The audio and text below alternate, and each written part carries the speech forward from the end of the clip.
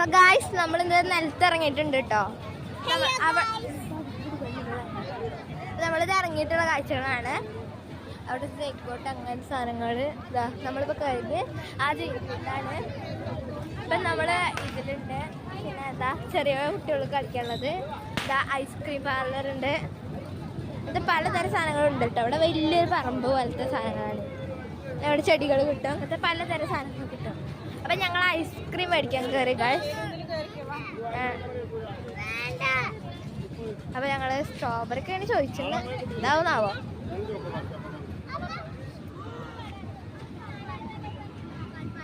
അപ്പം എൻ്റെ അനിയൻ പറയണത് ഐസ്ക്രീമൊന്നും വേണ്ട, എനിക്ക് ആ കളിപ്പാട്ടം മതിയെന്ന്.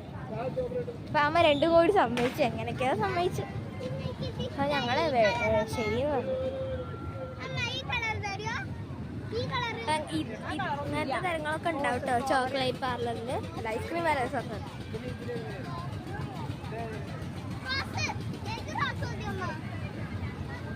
അമ്മ എനിക്കും റെയിൻബോ.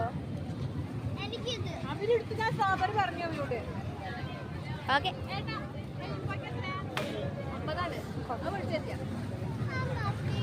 ഇപ്പൊ റെയിൻബോക്കൊക്കെ 50 ഉണ്ട് ഗൈസ്. ഇവിടെ റെയിൻബോയും ഉണ്ട്.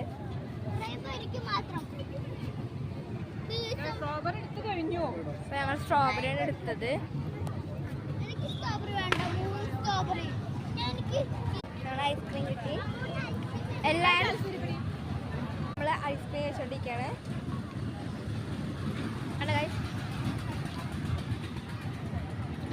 നല്ല കാഴ്ചകളാണ്. ഞാൻ എൻ്റെ അനിയന് സെലക്ഷൻ നോക്കാൻ കയറിക്കാണ്. സെലക്ഷൻ എടുക്കുമെന്ന് അറിയില്ല ഗൈസ്. അപ്പം ഇതൊക്കെയാണ് കളിപ്പാട്ടം ഞാനവിടെ കണ്ടത്.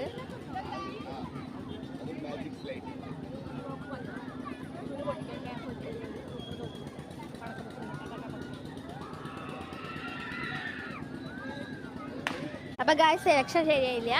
നേരത്തെ അടുത്ത കഥകളൊക്കെ ഉണ്ട് കേട്ടോ ഗൈസ്. ഇവിടെ ചുരണ്ടി ഐസ് അങ്ങനത്തെ കുറേ സാധനങ്ങളുണ്ട് ഇവിടെ. വലിയ പറമ്പല്ലേ, ആർക്കും വേണമെങ്കിൽ വന്ന് എന്തൊക്കെ ഇടാലോ. ഞങ്ങളിങ്ങനെ നടന്നുകൊണ്ടിരിക്കുന്നുണ്ട്. അതിനിടെ കൂടെ കുറേ കളിപ്പാട്ടം കണ്ട് മേടിക്കാൻ പോകുന്നുണ്ട്. പക്ഷെ മേടിക്കുന്നില്ല.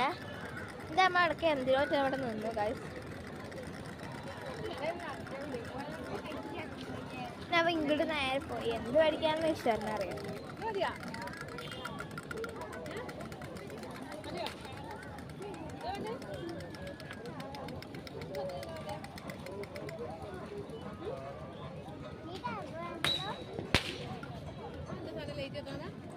കാൻഡി ഫ്ലവർ അത് അങ്ങനത്തെ ഒരു പൂവാ.